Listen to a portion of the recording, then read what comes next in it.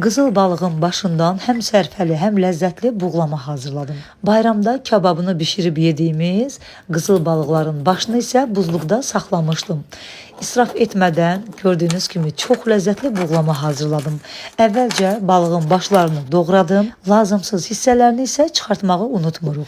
Əvvəlcə qazanın alt hissəsindən balığın doğranmış başlarından əlavə edirəm. Üzərinə doğranmış soğan, 2-3 diş sarımsaq, duz və qara istiot əlavə edirəm.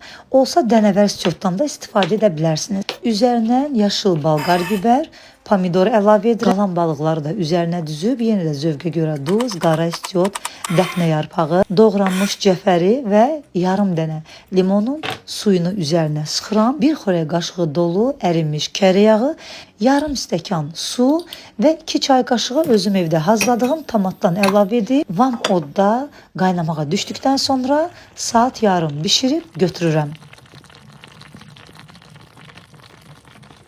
Və budur, qızıl balığın başı ilə ev üsulu buğlamamız hazırdır. Çox ləzzətli, ətirli, doyumlu və dadlı bir yemək alınır. Hazırlayan hər kəsə nuş olsun. Mütləq hazırlayın, bilirəm ki, çox bəyənəcəksiniz. Göz haqqınızı halal edin, videonu bəyənib yaddaşa verməyi unutmayın. Yeni videolarda görüşmək ümidilə, hələlik.